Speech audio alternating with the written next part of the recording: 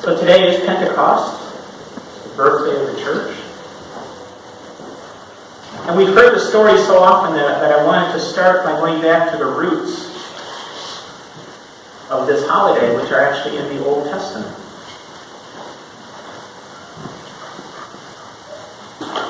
First, it's in the Old Testament because the Jewish holiday that was celebrated on Pentecost, the holiday was named Shavuot. That comes from the Old Testament. And traditionally, it was 50 days after Moses brought the tablets of the commandments down from God. It's also a harvest celebration. It's the end of the harvest. And also, it's with our Pentecost holiday is reflective of something that happened many, many years before, which we heard about today in the reading of Numbers. Now, you may never have heard that particular passage that was read from Numbers. It's not part of the normal lectionary, so you may not have encountered it. And once again, as we have to do just for time's sake, we kind of come into the middle of the story to get to the core of what happened. But after years of Sunday school and confirmation class and listening to sermons on the Exodus, which everybody does attentively, after watching the Ten Commandments on TV every year, you pretty much know what the opening act of that story was in Numbers. Because the opening of it was the children of Israel were complaining. Familiar story. They had been led into the wilderness to escape from Egypt. And they had left after this series of plagues that were visited upon the Egyptians. They had left with little more than the clothes on their backs and their flocks and all of the gold they could get from their Egyptian neighbors, which did them no good out there in the wilderness, without much in the way of food. But they did have manna, which was a miracle from God in itself. Every morning they had this stuff fall around the camp. They call it manna. Literally means, what is this stuff? We don't know what it is, but it's edible. And it was sent by God to help them keep body and soul together. And they would go out and they would gather it up every day of the week except on the Sabbath. And then they would grind it, and they would mill it, and they would make bread, and they would make other things with it.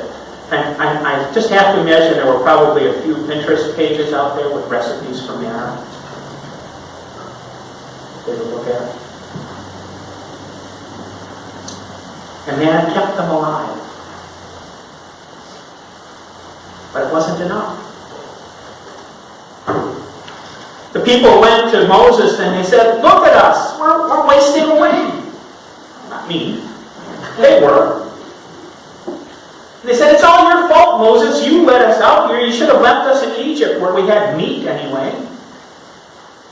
We had stuff, not just manna."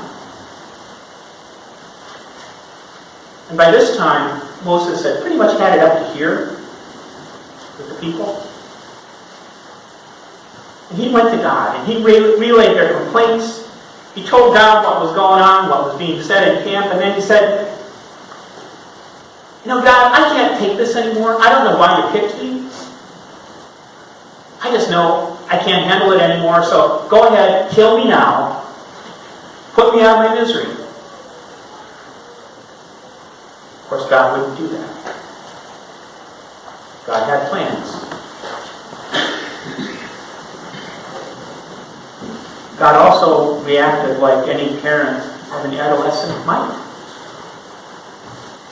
in that situation.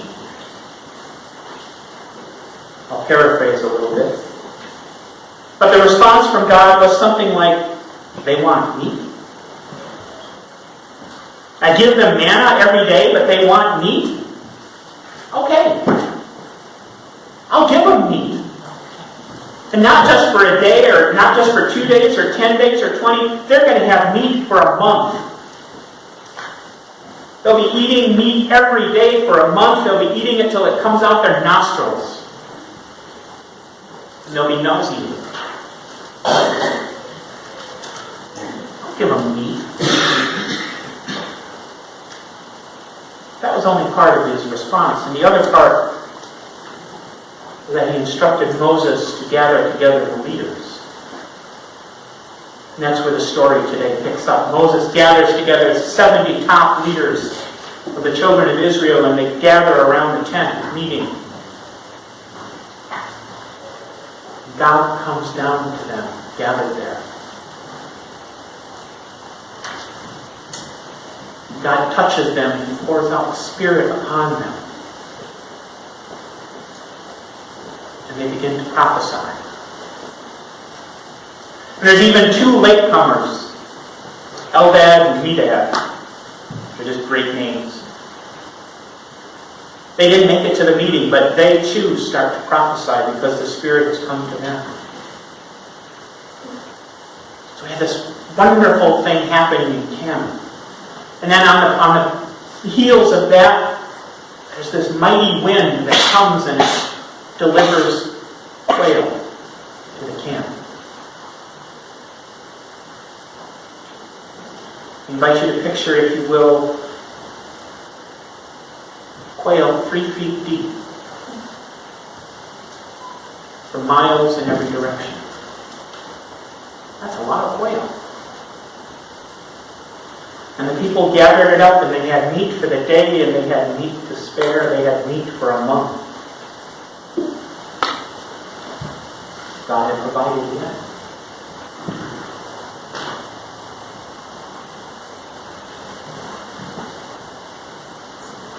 Say those are the Old Testament roots because of what happened.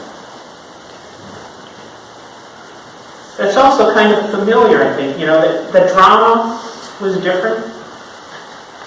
For the disciples, there was no hint that the disciples were complaining or whining about, what's going to happen to us now that Jesus is gone.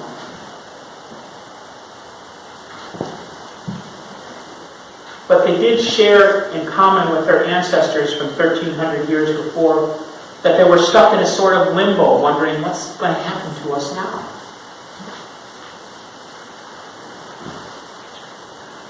And we're kind of lost right at this moment. We're not sure what's going to happen. I sure hope God has a plan for us.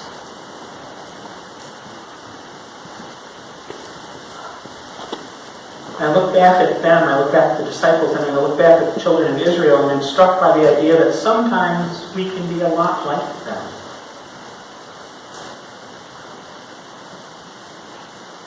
Sometimes, at least, don't we look at what's going on around us and think, I'm lost. I don't know what's going to happen. I don't know what to do.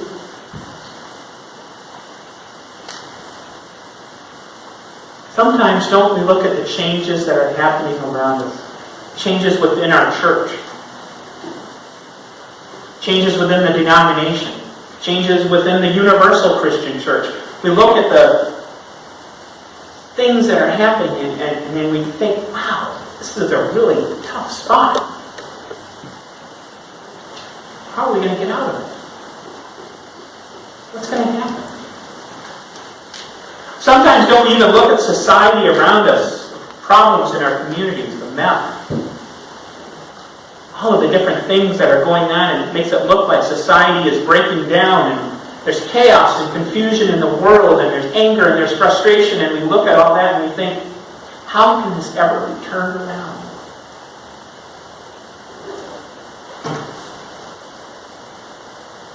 Maybe you've never felt that way. But if you have, if you've ever had that lost feeling, like, I don't know what's going to happen next, and today's readings have a message for you. God's got this. The children of Israel were witness to it time and time again.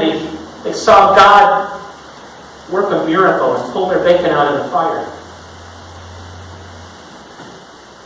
Time and again, God showed them that God is always in control.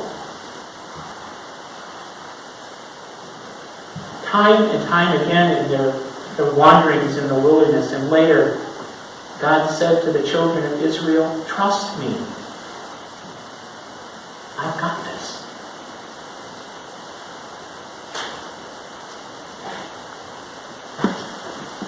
And the disciples, keep in mind, to us, the benefit of history, there's something special. But at the time, there were a dozen men of no particular consequence. There were a handful of men who just a few years before were part of a nameless, faceless sea of humanity. And now these men have been commissioned with the task of sharing the good news of Jesus Christ with the world. Not just Israel. Think about that. They are tasked with sharing it with the world.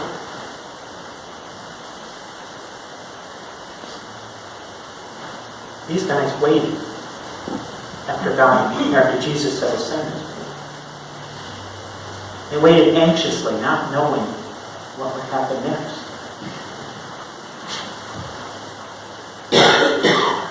And then God showed them. God came to them and He poured out the Holy Spirit on them and He touched them with holy fire that would give them the ability to change history. This handful of people. He poured out His Spirit on them and He gave them a chance to mend a broken world with their words and with their deeds. And once again, God said very clearly to them, I got this. I got you. We're going to be okay.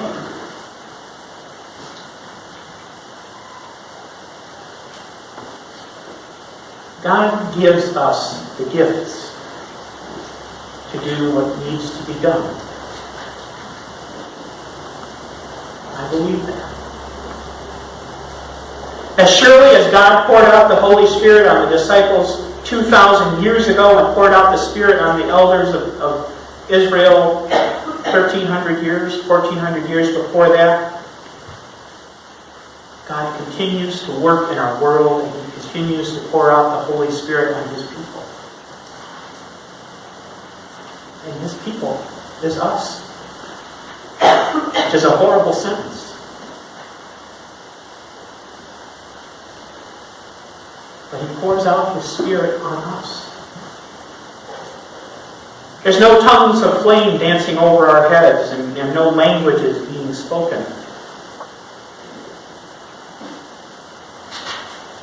But we do learn here. We teach here. We have Sunday school. We have confirmation. We have Bible studies. We have worship. People learn here. And His people here have hearts full of love. And we have imagination sparked by the Holy Spirit to do things. To do some of the things that we've done, but do them better. And to do some new things. To meet new challenges. But the Spirit is always there to inspire us to find new ways to share the love of Christ. Not just with each other, but with the world around us.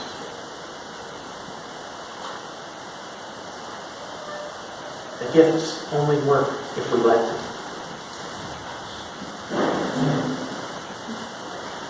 These aren't unique times. It's easy to look around and say, wow, it's never been this bad, but it has. The Israelites, freed from slavery but out there in the wilderness before they ever got to the land that they had been promised but never seen, they faced the unknown. The disciples who had witnessed uncounted miracles, they heard Jesus preach, but they were then left alone, facing the unknown.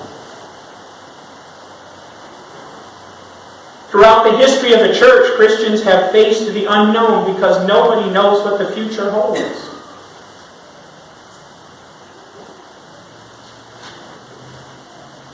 They don't face the unknown alone. Today, more than any other time, perhaps, we realize that the future is shrouded in mystery and we're not sure what's going to happen. But that's okay. People have never known what's going to happen. But the church has always come through. And that's because God is with us.